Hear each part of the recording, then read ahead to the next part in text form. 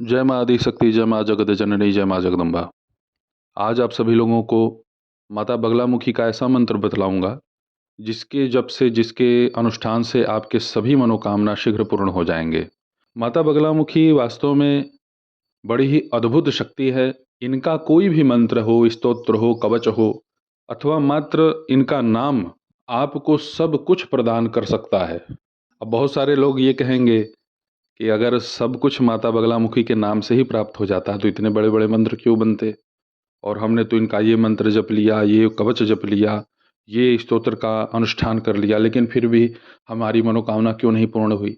बड़ी ही महत्वपूर्ण बात आप लोगों को मैं बतला देता हूँ कि साधना हमारा शीघ्र सफल क्यों नहीं होता है। पूरे विधि विधान से अनुष्ठान कर देने के बाद भी जो भी हमारी मनोकामना है वह पूर्ण क्यों नहीं होती है। इसके पीछे सबसे बड़ा कारण है हमारा अपना निजी कर्म दोष। अनंत जन्मों में हमने पाप कर्म किए हैं और उसको मनुष्य योनि जब प्राप्त हो रही है तभी हम काट रहे हैं, और मनुष्य योनि जब मिल रही है तो उसमें भी हम कुछ न कुछ पाप कर रहे हैं।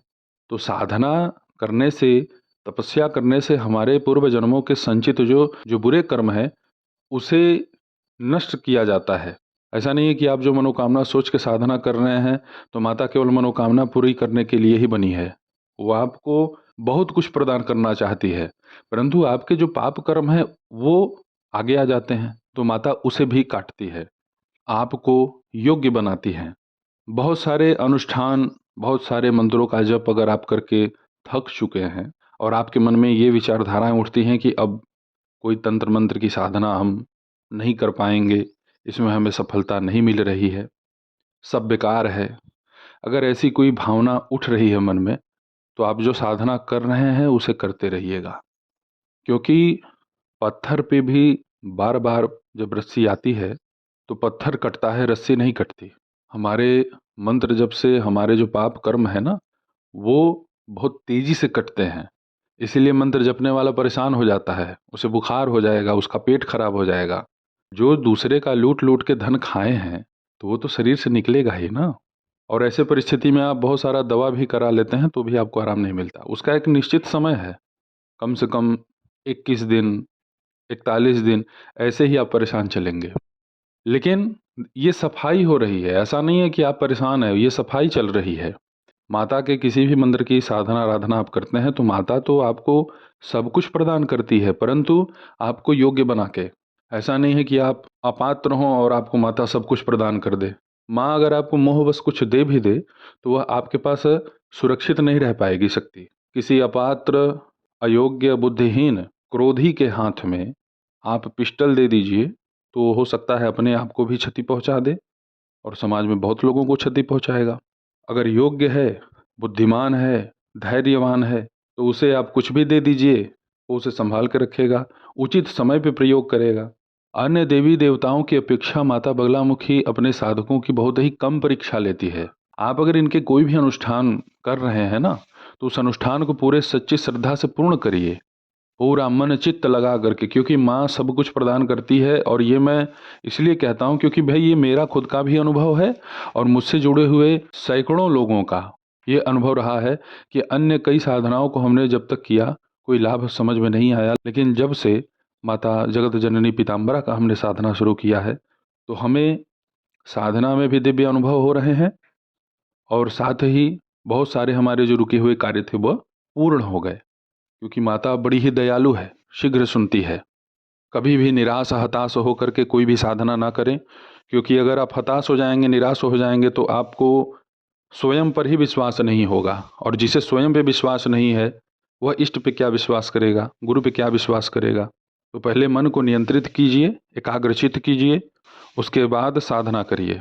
माता बगलामुखी के वैसे तो बहुत सारे चमत्कारिक मंत्र हैं जो आपको बहुत सारी शक्तियां शीघ्र प्रदान कर सकती हैं, परंतु मैं आप लोगों को आज वो प्रयोग बतला रहा हूं जिससे मेरे एक शिष्य का बड़ा ही अद्भुत कल्याण हुआ है। हर क्षेत्र में लाभ उसको मिल गया। विवाह जो है उसका नहीं हो रहा था, विवाह हो गया, तो उसके व्यापार का बंधन भी पूर्ण रूप से समाप्त हो गया। विवाह के ऊपर भी जो बंधन लगाया गया था वो भी पूर्ण रूप से समाप्त हो गया। पितृदोष का उसके घर में प्रभाव था, प्रेत बाधाएं थी, वह सब नष्ट हो गई माता बगलामुखी के इस अद्भुत मंत्र से जो मैं आप लोगों को बतलाने जा रहा हूँ। मंत्र है ओम आंग ह्लीं क्रोंग हुम फट स्वाहा। माता बगलामुखी के इस अद्भुत मंत्र को अष्टाक्षर मंत्र भी कहा जाता है। यह सर्वविदित है। कुछ लोग इसके विषय में अनभिज्ञ हो सकते हैं, परंतु ज़्यादातर लोग इसे जानते हैं। 8 लाख की संख्या में अगर आप माता बगलामुखी के इस अष्टाक्षर मंत्र का जप करते हैं तो यह पूर्णतः आपके प्रति सिद्ध हो जाता है। इस मंत्र से केवल आप अपना ही लाभ नहीं कर सकते हैं, इस मंत्र से आप दूसरों का भी कल्याण कर सकते हैं। बड़ी अद्भुत शक्ति है इसमें, और इस मंत्र के प्रयोग अनगिनत हैं। सठकर्म को सिद्ध करना और सठकर्म को नष्ट करना, पूर्णतया इस मंत्र में सामर्थ्य भरा पड़ा है।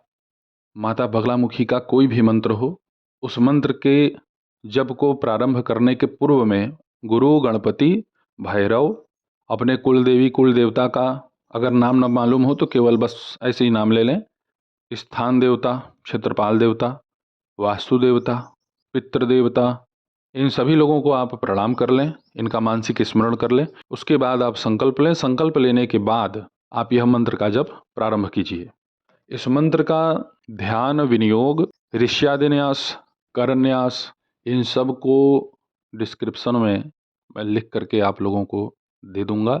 ध्यान माता बगलामुखी का जो इसमें होगा उसे भी आप सुन लें। युवती च मदोन्नमत्ताम पीताम्बर धराम शिवाम पीतभूषण भुषांगी समापीन पयोधराम मदिरामोदवदनाम प्रबाल सदृशाधराम पानम पात्रम च शुद्धिम च विभ्रतिम बगलाम स्मरेत। विनियोग भी आप सुन लें। ओम अस्य श्री अष्टाक्षरी बगला मंत्रस्य ब्रह्म ऋषि गायत्री छंदः बगलामुखी देवता लंग बीजम ह्रीं शक्ति ईं कीलकम मम सर्वार्थ सिद्ध्यर्थे जपे विनियोगः। विनियोग में जैसा कि मैंने बहुत पहले से ही बतला रखा है आप लोगों को कि अपनी मनोकामना को भी आप बोल सकते हैं। ऋष्यादिन्यास श्री ब्रह्म ऋषये नमः शीरसि गायत्री छंदसे नमः मुखे श्री बगलामुखी देवताय नमः हृदि लंगबिजाय नमः गुह्ये ह्रीं शक्तये नमः पादयोः ईं कीलकाय नमः सर्वांगे श्री बगलामुखी देवता प्रीत्यर्थे जपे विनियोगाय नमः अंजलो। जिन जिन अंगों के नाम न्यास में दिए जाते हैं उसका स्पर्श किया जाता है। षडंगन्यास ओम ह्लांग हृदयाय नमः ओम ह्लीं शीर्षे स्वाहा ओम ह्लूंग शिखाय वसट ओम ह्लैं कवचाय होम ओम ह्लौंग नेत्रत्रयाय वौसट ओम ह्लः अस्त्राय फट।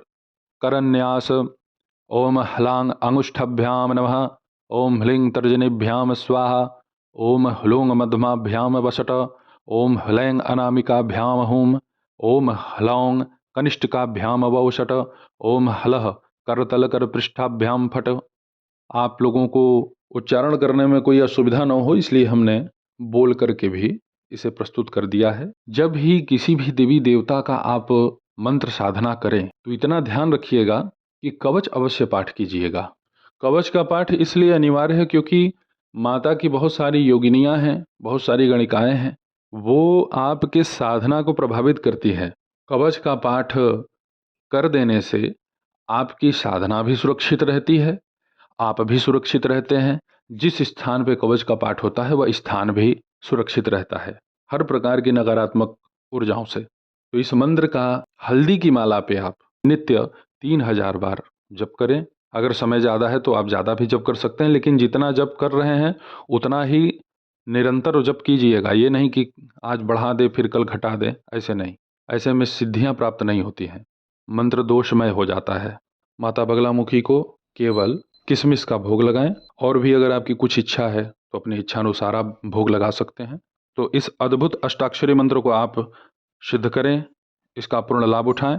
ऐसे ही आप सभी के सम्मुख में उपस्थित होता रहूंगा दिव्य चमत्कारिक मंत्रों को लेकर के। तब तक आप सभी अपना ध्यान रखें, सुखी रहें, स्वस्थ रहें। जय माता दी, हर हर महादेव।